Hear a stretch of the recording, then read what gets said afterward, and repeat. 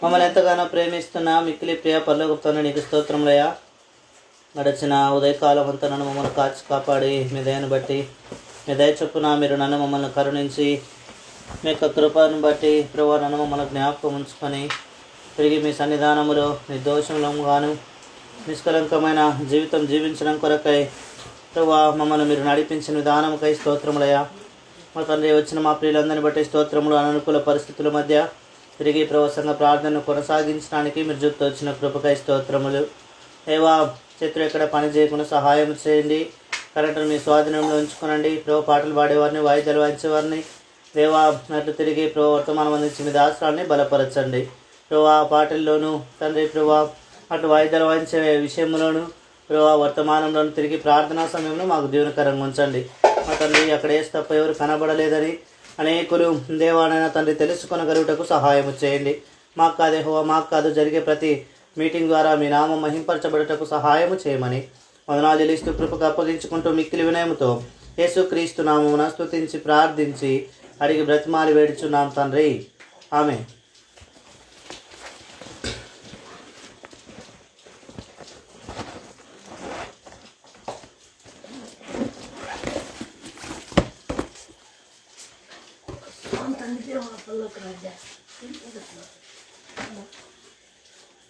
పాట సంఖ్య 418.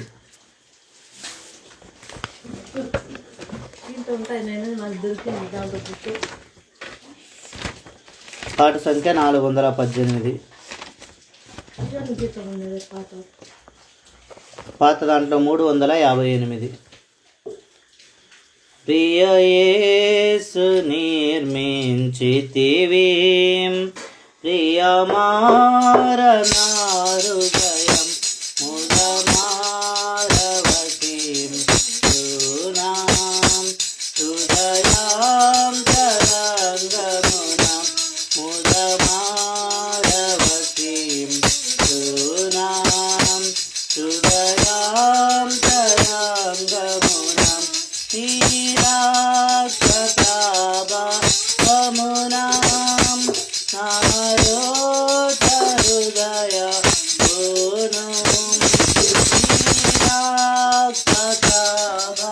నీరాక్షతాభమునాం నారోత హృదయ పవిత్ర పరచుము తండ్రి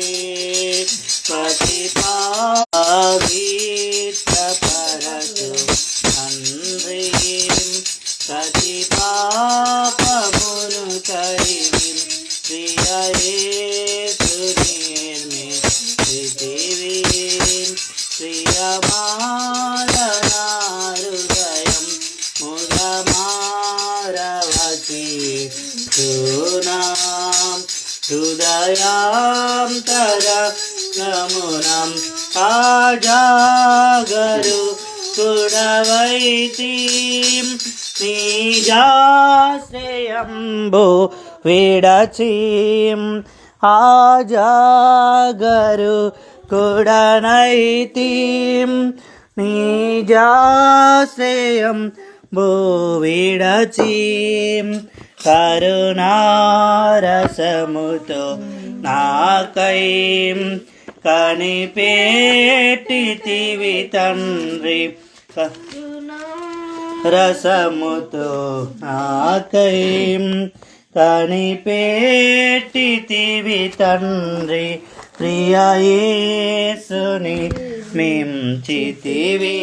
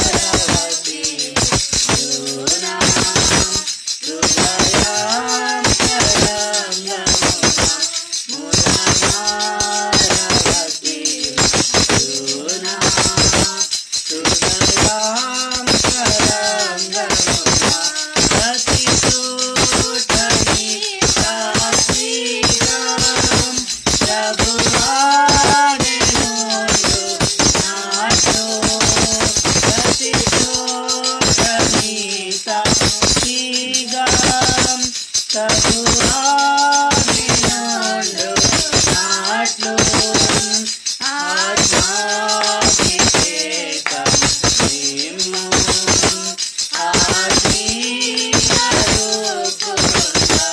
ఆత్మాభిషేకం నిమ్ము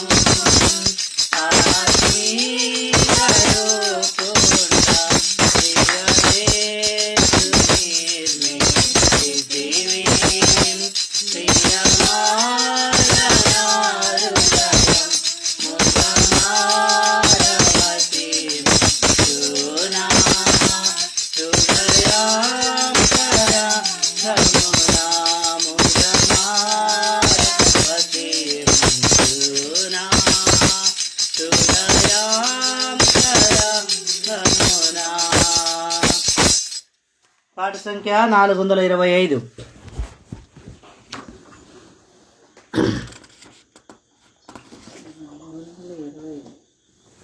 పాత దాంట్లో 365.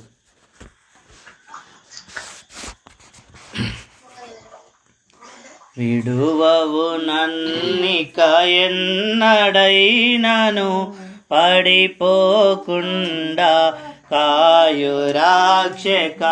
విడువవు నన్నిక ఎన్నడైనను పడిపోకుండా కాయు రాక్షక. పడిపోవు వారెల్లరినీ వాడవు నీవే ప్రభు. పడిపోవు వారెల్లరినీ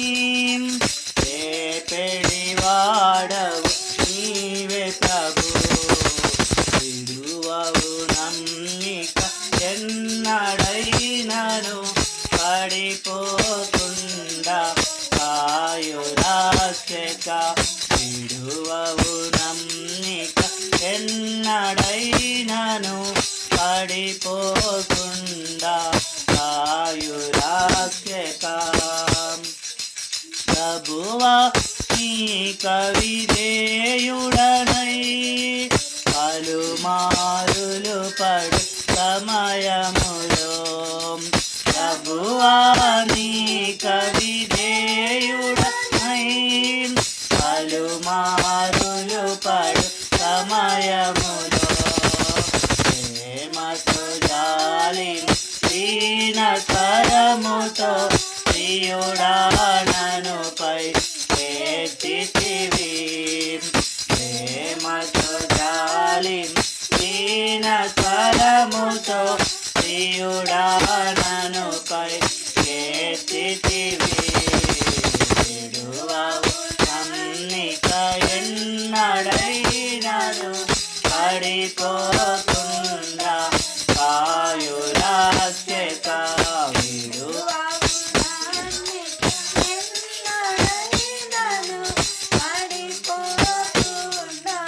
కాయు రాక్షక. ఆదము హవ్వలు ఏదెనులో ఆశతో ఆజ్ఞ మీరినను. ఆదము హవ్వలు ఏదెనులో ఆశతో ఆజ్ఞ మీరినను. సిలువకు సాయక బలినర్పించి ప్రియముగా విమోచించితివి. సిలువకు సాయక బలినర్పించి ప్రియముగా విమోచించితివి. విడువవు నన్నిక ఎన్నడైనను పడిపోకుండా కాయు రాక్షక. విడువవు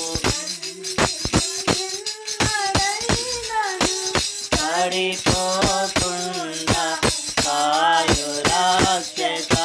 మోషేకు నీ దర్శన నీతి నీ ప్రజలను నడిపించుటకై. మోషేకు నీ దర్శనమిచ్చి నీ ప్రజలను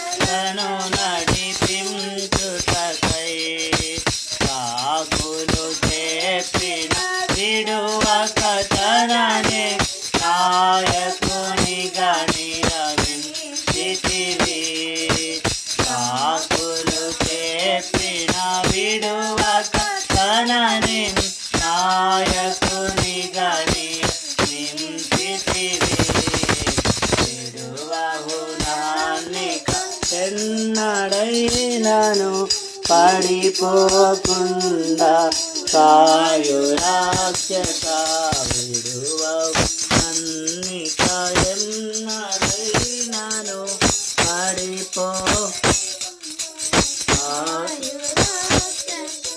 స్వంత తలంపున దావీదు అమృతమును తెచ్చునప్పుడు, స్వంత తలంపున దావీదు అమృతమును తెచ్చునప్పుడు,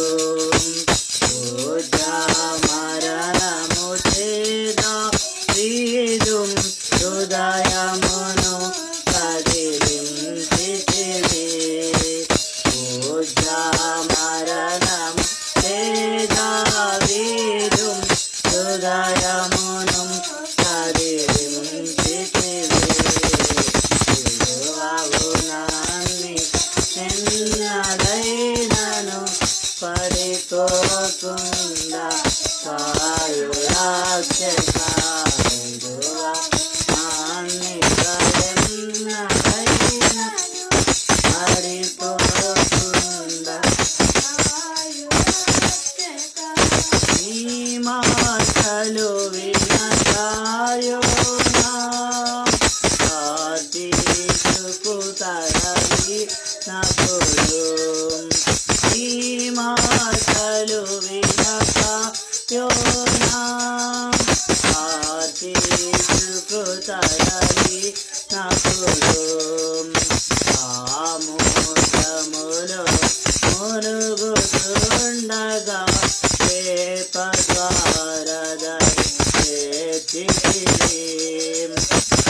ఆమోదములో మునుగుతుండగా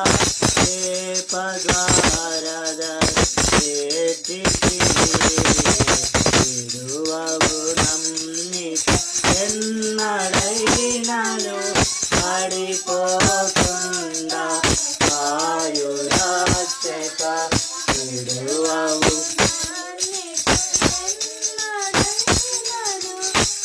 పడిపోకుండా కాయు రక్షక. నిన్నెన్నడు ఎడబాయనని నీకముగా పేరు పలికే, నిన్నెన్నడు ఎడబాయనని నీకముగా పేరు పలికే.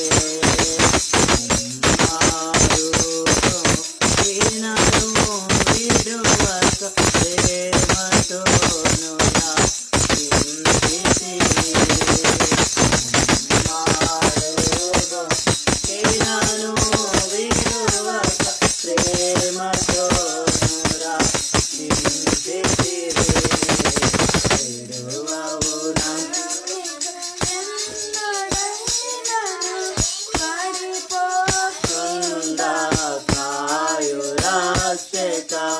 విడువవు నన్నిక ఎన్నడైనను పడిపోకాయు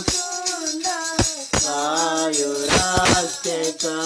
మా చేతియు మా భక్తియు కాదు ఇలలో జీవించుట ప్రభువా. మా చేతియు మా భక్తియు కాదు ఇలలో జీవించుట ప్రభువా. కొల్లగనీయ మనోను తగితివి హల్లెలూయా పాడెదను. కొల్లగనీయ మనోను తగితివి హల్లెలూయా పాడెదను. విడువవు నన్నిక ఎన్నడైనను పడిపోకుండా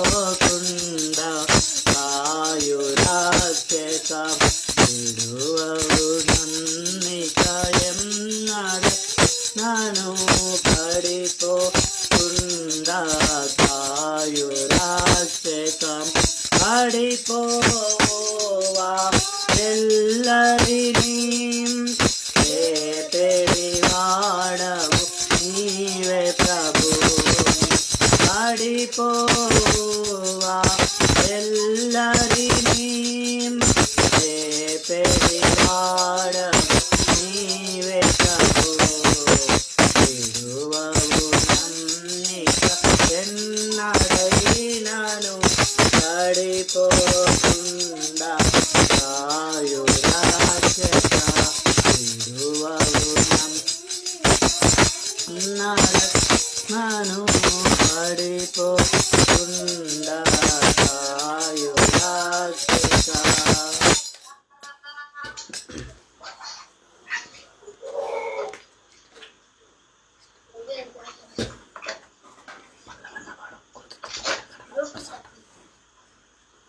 పాట సంఖ్య 426. చివరిగా పాట సంఖ్య 426, పాత దాంట్లో 366.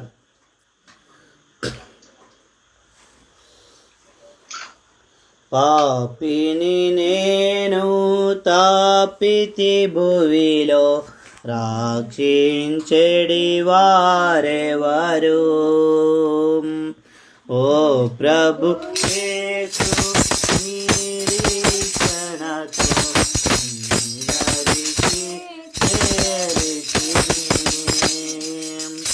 ఓ ప్రభు యేసు నిరీక్షణతో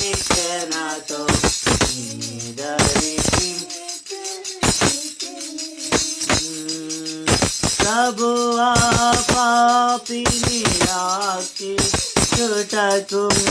ఈ భూమి కరుణించితివి. ప్రభువా పాపిని రక్షించుటకు ఈ భూమి కరుణించితివి. దౌర్భాగ్యుడను వేడిసి శరణం చేను. దౌర్భాగ్యుడను వేడిసి శరణం చేను. పాపిని నేను పాపితి భువిలో రక్షించెడివా ఎవరు? ఓ ప్రభు యేసు నిరీక్షణతో నీదరికి చేతిని. ఓ ప్రభు యేసు నిరీక్షణతో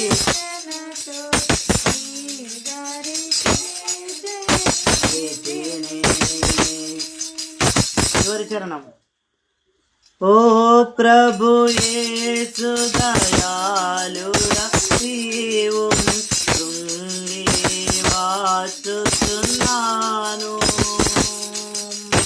ఓ ప్రభు యేసు దయాళుడా నీవు కృంగి వాచుచున్నాను. నా పాపములు క్షమించు ప్రభువా, గొప్ప రక్షణ కర్త నీవే.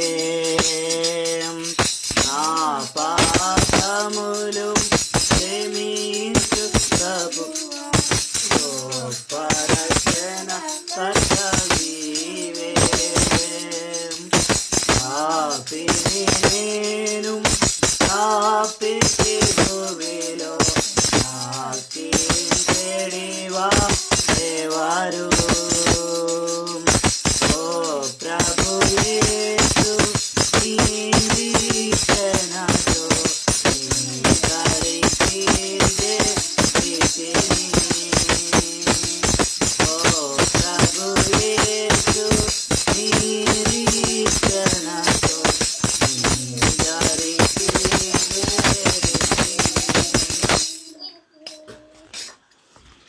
ఈ దినం బైబిల్ చదివిన వాళ్ళందరం బైబిల్ పైకెత్తి బైబిల్ పలవ వాడుకుందాం. బైబిల్ చదివిన ప్రతి ఒక్కరు అశ్రేష్టాంబౌ గ్రంథములో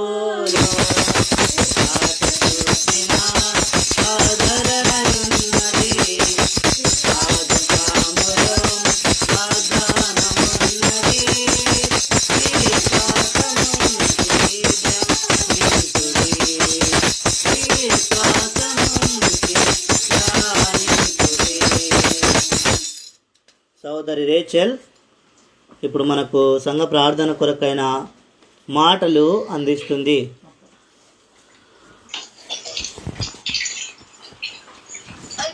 సంఘ ప్రార్థన కొరకై కొలస్సీలకు రాసిన పత్రిక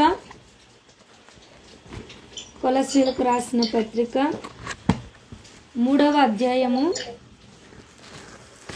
కొలస్సీలకు రాసిన పత్రిక 3వ అధ్యాయము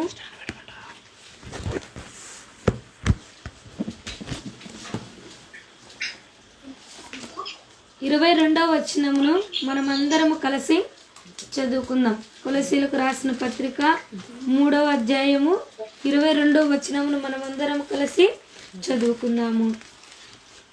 దాసులారా, మనుషులను సంతోషపెట్టు వారైనట్టు కంటికి కనబడవలనని కాక ప్రభువునకు భయపడుచు శుద్ధీకరణ గలవారై శరీరమును బట్టి మీ యజమానులైన వారికి అన్ని విషయములలో విధేయులై ఉండుడి. దేవుడు మనతో మాట్లాడినట్టు చిన్న ప్రార్థన చేసుకుందాము. ప్రేమగల తండ్రి, జీవంగల దేవానికి స్తోత్రములు. ఇంతవరకు పాటల్లో మీరు సహాయం చేస్తూ వచ్చిన విధానాన్ని బట్టి స్తుతిస్తున్నాం. తిరిగినైనా మరి వాక్య ధ్యానంలో కూడా మీరే సహాయం చేయండి. చదువుకున్న లేఖన భాగము ప్రభువా మాకు అర్థమయ్యేటట్లు మీరే విరిచి మాకు పంచిపెడుతురమ్మని ప్రార్థిస్తుంటున్నాం. అట్లు ప్రభువా ఆన్లైన్లో ఉన్నవారు కూడా చక్కగా వినగలుగునట్లు నేను వినగల చెవులను గ్రహించే మనసును మీరు మాకు అందరికీ దయచేస్తురమ్మని వందనాలు చెల్లిస్తూ యేసు పరిశుద్ధమైన నామమున స్తుతించి ప్రార్థించి అడిగి వేడుకుంటున్నాము తండ్రి. ఆమేన్.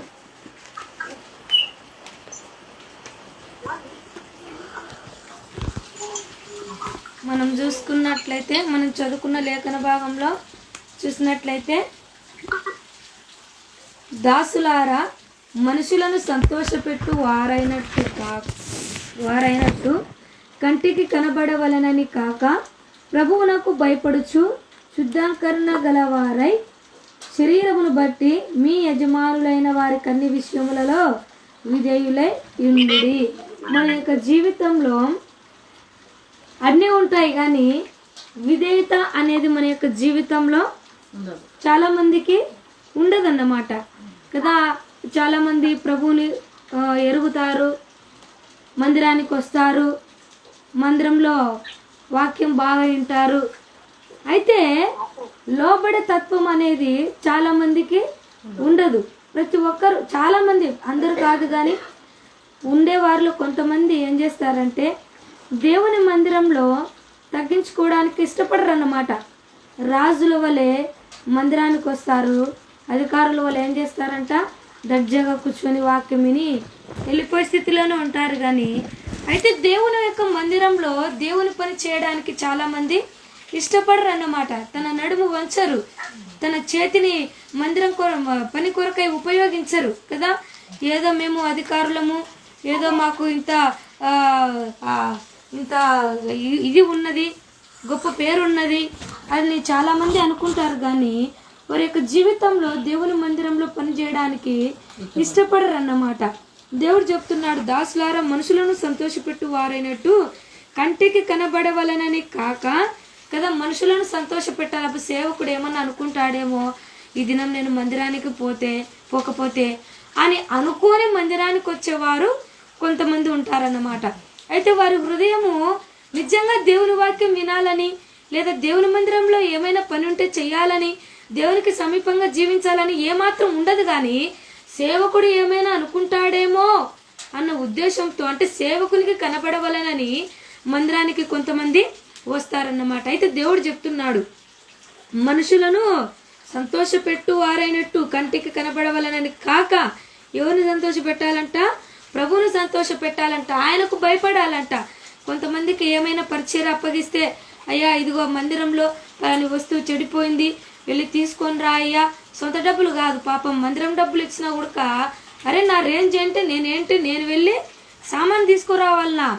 అయ్యా కాస్త మందిరం మీటింగ్ స్టార్ట్ అవుతుంది, స్త్రీలు ఎవరు రాలేదు, అయ్యా నువ్వు కాస్త పరకబట్టి మందిరంలో చెప్తుడువు, లేదా ఒక స్త్రీనే తీసుకుందమ్మా, పనిచేసే వాళ్ళు ఇంకా రాలేదమ్మా, కాస్త పరకబట్టి నూకమ్మా అంటే చాలామంది విధేయత చూపించరు మందిరాలలో. కారణం ఏంటంటే వారు మనుషులను సంతోష పెట్టాలనుకుంటున్నారు కానీ దేవుని సంతోష పెట్టాలని అనుకోలేదు. ఇంకా ఏముందంటే వారికి హృదయంలో గర్వం అనేది నింపబడుతూ వచ్చిందనమాట. దేవుడు అంటూ వచ్చినాడు కదా, తను తాను తగ్గించుకున్నవాడు హెచ్చింపబడును, తను తాను హెచ్చించుకున్నవాడు తగ్గించబడును. దేవుని సన్నిధిలో విధేయులుగా జీవించడానికి, లోబడే తత్వంలో జీవించడానికి చాలా మందికి ఈ కాలంలో కష్టమైపోతుంది. ఎందుకంటే ఎక్కువ మంది మనుషుల కొరకయే మందిరానికి వస్తున్నారు, కానీ దేవుని సంతోష పెట్టాలని, దేవునికి భయపడి మందిరానికి రావడం లేదన్నమాట కదా.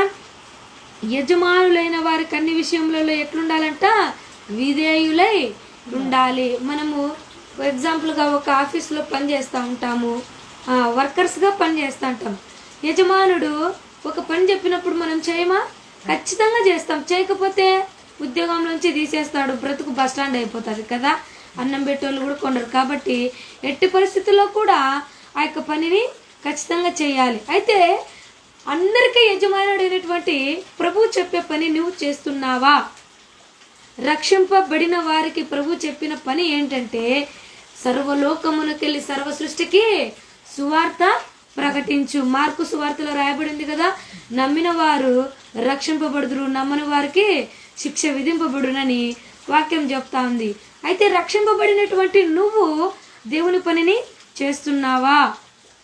రక్షణ లేని వారికి దేవుడు చెప్తున్న మాట ఏంటంటే, సమయము తక్కువగా ఉన్నది, దినములు చెడ్డవి గనక సమయమును పోనీయక సద్వినియోగము చేసుకోవాలంటే, దీపం ఉన్నట్లుగానే ఇంటిని చక్కబెట్టుకున్నట్లుగా ప్రాణం ఉండగానే మనం ఏం చేయాలంట, ప్రభువును నమ్ముకోవాలా. రక్షణ లేని వారు రక్షింపబడాలా, దేవుని రక్తం చేత, ఆయన రక్తం చేత కడగబడాలా కదా. బాప్తిస్మ అనుభవంలోకి నడవాలా కదా. బాప్తిస్మ పొందుకున్న వాళ్ళు దేవుని పనిలో ప్రతిదినం పాలు పుంజుకోవాలా, ఆత్మీయంగా వర్ధిల్లాలా. ఈ మాటలే కదా ప్రభు చెప్పేది, నిన్ను వల్ల నీ పొరుగు వారిని ప్రేమించు. మరి యజమానుడు చెప్పే మాటలను నీవు నేను మన యొక్క జీవితంలో వింటున్నామా? దేవుడు పులిపీఠం మీద నిలబడి వాక్యం చెప్పేవానికి ఒకే బహుమానం ఉంటుంది, మందిరంలో పరకబట్టుకుని ఊడ్చేవానికి కూడా ఒకే బహుమానం ఉంటుంది.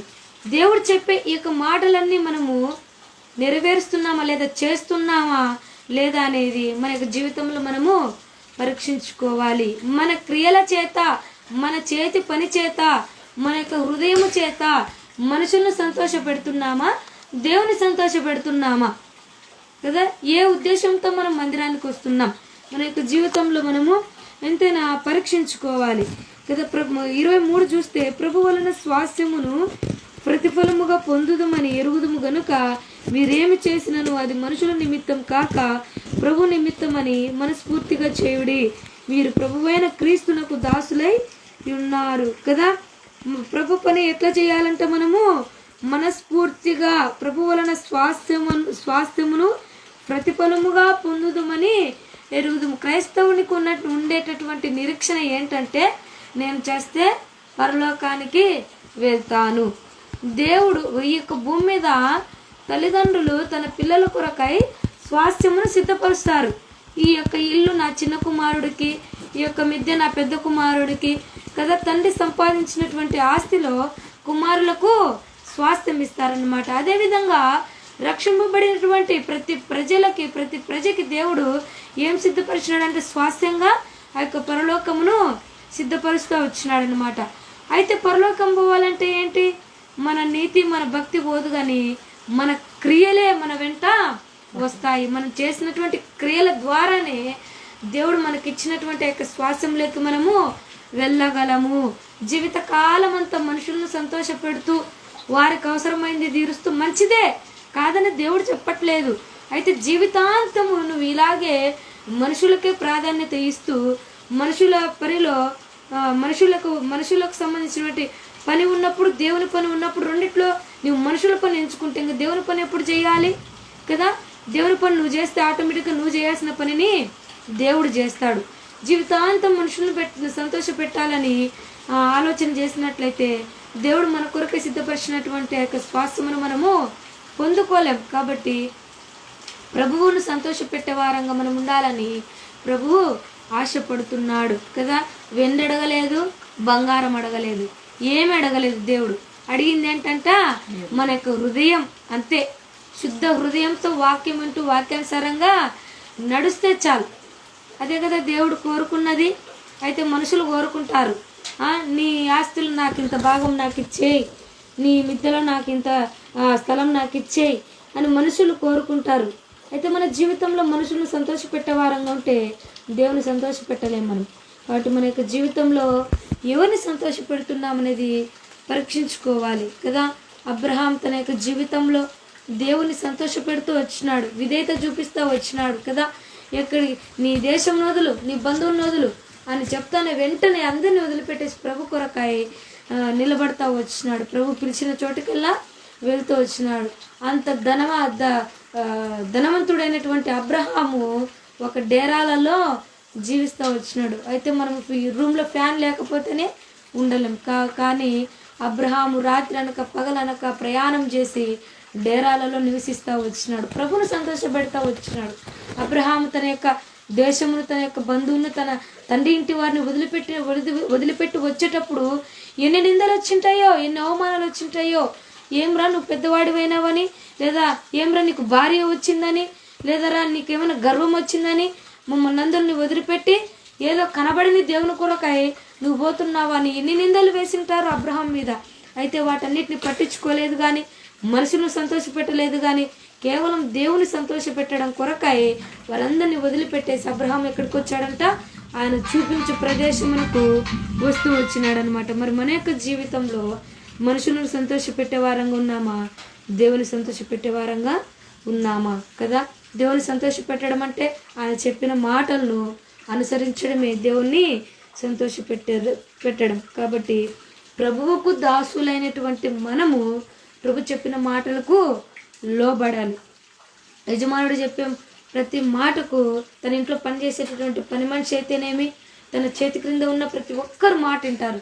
అయితే సర్వలోకమును సృష్టించినటువంటి ఆ యొక్క సృష్టికర్త కదా, ఆయన మాటకు మనం లోబడే వారంగా ఉండాలని ప్రభు యొక్క ఆశ. కాబట్టి ఇంకా మన యొక్క జీవితంలో లోబడతత్వం లేకపోతే ఈ దినం మనము ప్రభువుని అడుగుదాం. ప్రభువా, నా యొక్క జీవితంలో తగ్గించుకునే స్వభావము లేదు, నీ మాటకు లోబడే స్వభావము లేదు, నా జీవితంలో విధేయత లేదు, నీ మందిరంలో పని చేయడానికి నాకు ఇష్టము లేదు. అయితే నా జీవితంలో తగ్గించుకునే తత్వము, లోబడే తత్వము, యజమానుడు అయినటువంటి నీకు మేము లోబడి ఉండుటకు మాకు సహాయం చేయ ప్రభు అనేసి ప్రభుని దినం మనము అడుగుదాం, ప్రార్థన చేసుకుందాం.